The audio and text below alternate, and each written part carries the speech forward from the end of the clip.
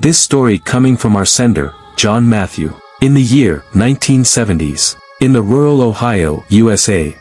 My father told me a story once, a story I've never forgotten for several reasons.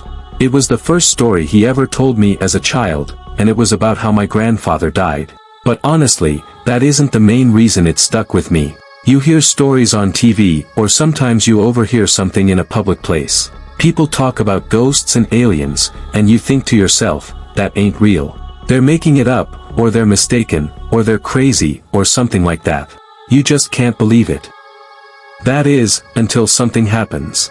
Something that brings it all together, connects the dots in a way you didn't think of before. Maybe it happens to you, or maybe you hear the same story, again and again, from different people. It doesn't take long for the world to become a lot bigger than you thought it was. As I said, this is a story my father told me, but I never believed it, even though he swore up and down it was true.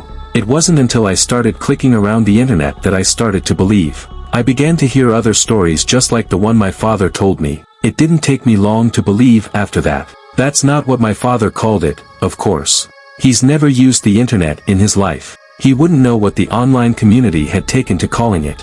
When he chose to call it something other than it or that thing, he called it a skinwalker, after an old Cherokee tale his grandfather told him. But I'll tell you the story, the way he told it to me. We were out hunting one night, in the woods surrounding the dairy farm in Ohio where we lived at the time, he'd tell me. We were tracking coyotes.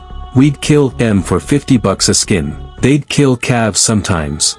We'd do it every night because we needed the money. Sometimes, while we were out, we'd come upon a deer and kill it. Our landlord didn't mind, and it could feed our family for a few nights and save us some money. Anyway, we were done making our rounds and heading home, walking, 'cause we didn't have a car or four-wheeler back then. We'd cut through the woods. That's when we came upon it. Blood, everywhere. Splattered on the trees, in the grass, in the creek, everywhere. At first, we figured it was a pack of coyotes. We'd seen how, sometimes, when they weren't able to scavenge for whatever reason, they'd start hunting deer or cattle out of desperation. The worst was when they bred with feral dogs. But this wasn't like that. You see, when a pack of dogs, wolves, or coyotes attack something, they do it right. They'll pick off one that's weak, sick, or old, or just small. They'll hunt it, draw it into a corner, someplace it can't get out of, and they'll run it right to the biggest one, the alpha. And that deer will never see that alpha. It might hear it, but it won't see it. All of a sudden its throat will be torn out, and it'll drop dead. It's quick, and it's clean. That wasn't what happened here. Something had come upon a group of deer. Coyotes won't attack a group. Wolves wouldn't either, they'd get too much of a fight. There were three, I think. 3 bodies, just torn apart. You'd see a head or a torso here, a leg there. Predators don't do that. They don't leave scraps behind. Whatever had done this hadn't done it for food, it had done it for fun.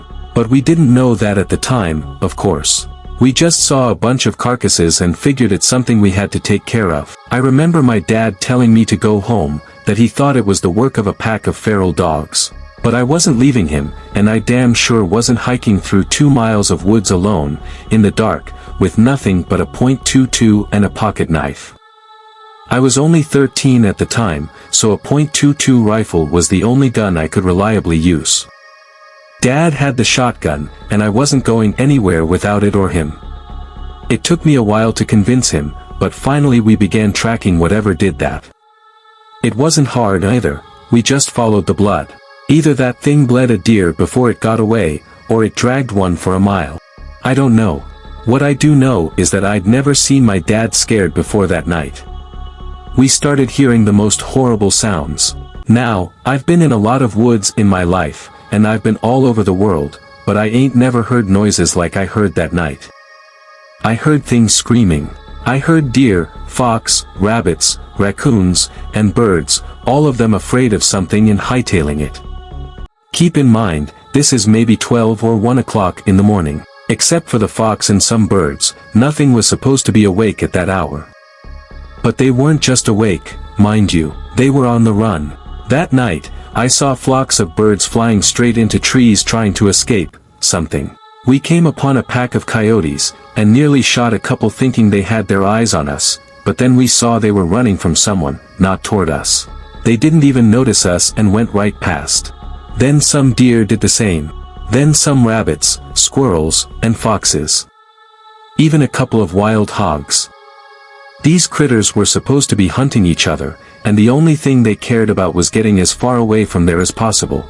We should have put 2 and 2 together, that maybe whatever we were tracking wasn't something we were supposed to see, and wasn't something we could kill. To this day, I don't know why we didn't just go home. I guess we were curious. I think that was my dad's nature, to go toward trouble, to fight. And being aware of the things my father did during the war, I figured it was best to stay by his side. We finally reached an open valley. It was normally a soy field, but it wasn't in season, so it was just flat dirt. That's when we saw the tracks. Animals fleeing the forest had leveled everything in their path. But where that deer blood was, nothing had taken a single step. It was like whatever was responsible had left it for us to find. The tracks were shallow. Whatever it was couldn't have weighed more than 100 pounds, but that didn't mean much. A bobcat weighing 40 pounds soaking wet can tear out your throat if you ain't careful. The fact this thing was on the lighter side just meant it was probably quick and was going to be tough to hit. So we followed the tracks, and it didn't take us long to find where they led.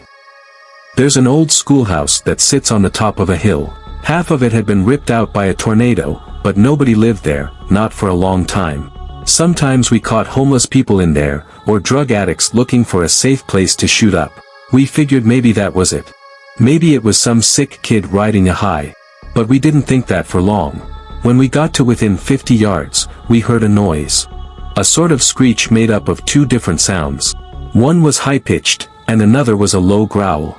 It was making both sounds, at the same time, if that makes any sense. We approached to within 20 yards, and we heard another sound, different this time. I remember thinking that it sounded like paper being torn apart, while someone was swinging water back and forth in a bucket. Dad looked at me, knelt down, and whispered. He told me I had to stay behind him, because we're about to corner our prey. Any animal will fight when it's cornered, especially a predator. But we can tell by the tracks that there's only one. He tells me it's probably a single feral dog, most likely rabid. The plan, he said, was to sneak up on it while it was eating, shoot it, and then keep shooting it till it didn't move anymore, then slit its throat. And if it got to Dad, it was my job to shoot or stab it to get it off him.